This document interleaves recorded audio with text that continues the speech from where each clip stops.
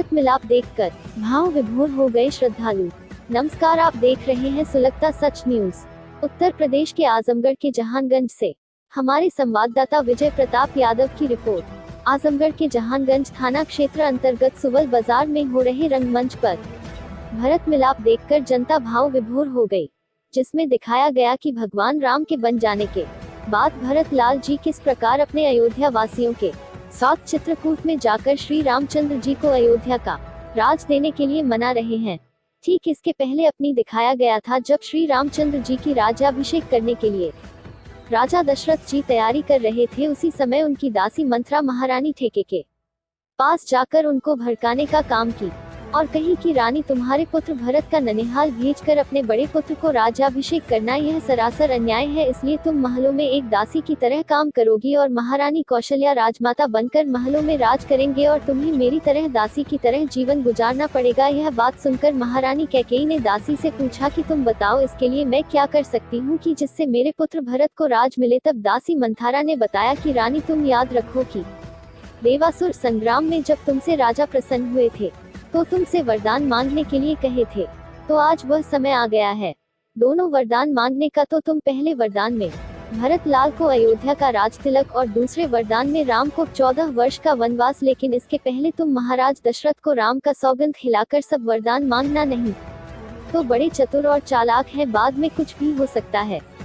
10वीं की बात मानकर महारानी कैकेयी ने उसके कपड़ों के अवसर सारा खेल किया और अपने पुत्र भरत को अयोध्या का राज तिलक और प्रभु श्री रामचंद्र जी को 14 वर्षों के लिए वनवास भेज दिया, जिसे महाराज दशरथ को इस दुख का सहन नहीं हुआ और वह स्वर्ग सिधार गए। जब यह बात भरत लाल को पता चली तो वह इस बात को लेकर बहुत दुखी हुए और पिता का दाह संस्कार करने के बाद वन क्यों निकल पड़े और उन्होंने यह प्रण किया कि मैं प्रभु श्री रामचंद्र जी को वापस लेकर के आऊंगा।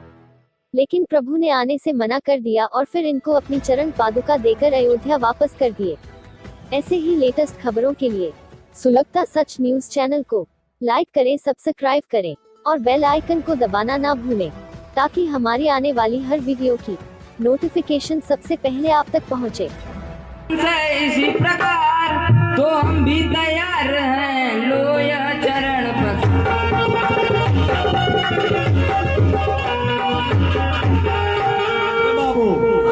पहले इनके चरण के धोले, पहले ना कमत फेंकिए, पाजे घर में झीरी के अपने देव की जगह आज कर में नहीं तो काट खाना बनकर नारी बने फिर भूखन मन पड़ जाएगी बेटा।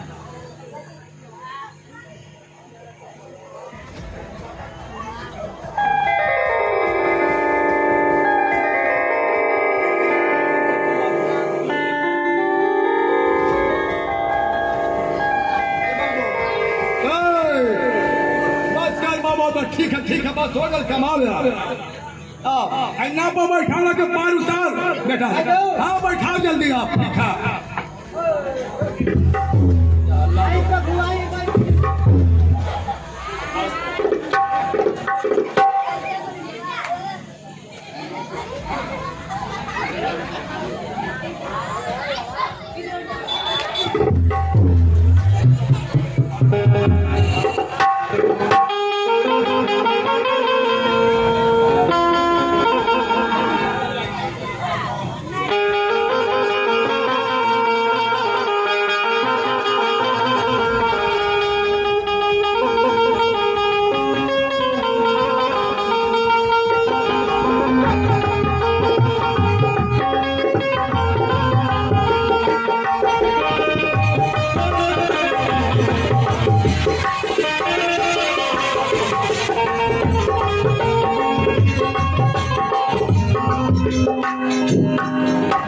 केवल अपनी उतराई ले भगवान।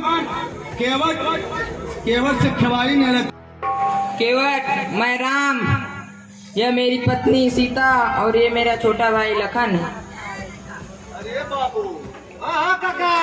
अरे मामा, यह जब राम हमारे जब पत्थर से नारी बना दे रे बाप रे, बड़ा गड़बड़ हो जाए रे बाबू। मत चढ़ाई ना पर अरे बड़े पर कुटी मर का कट जाए वही तरह। तो मत चढ़िए बाबू। बाप रे बाप हम तो ना जाने कि हमारे कुदरत पाने के लिए तो ये दौड़त दौड़त आ रही है।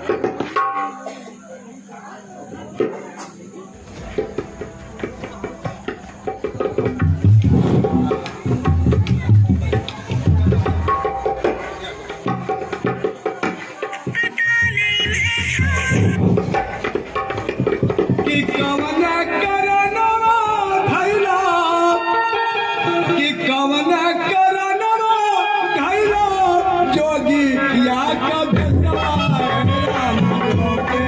या कभे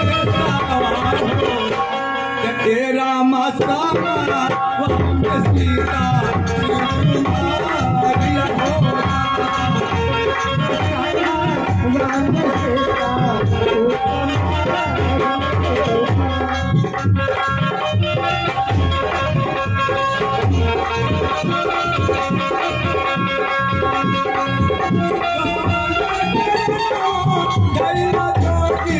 या कभे सवार राम जोगी या कभे सवार राम सामा राम सीता कुमार या भोला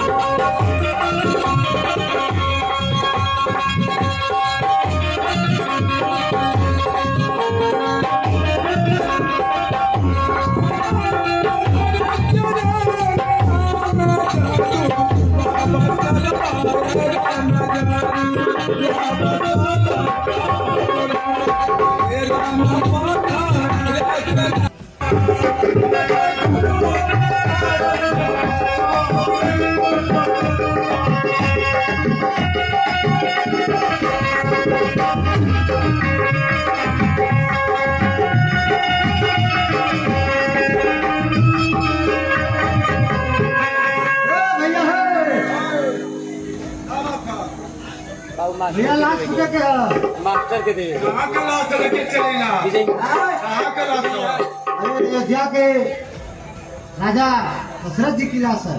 अयोध्या के राजा दशरथ जी का हाँ तो वही तो लाश चुके बा तू तो बताइए आपको क्या चाहिए, बताइए। 5,000 रुपया चाहिए। थोड़ा कम बताइए। ये उससे कम हाँ हाँ हाँ तो 20,000 थोड़ा कम बताइए।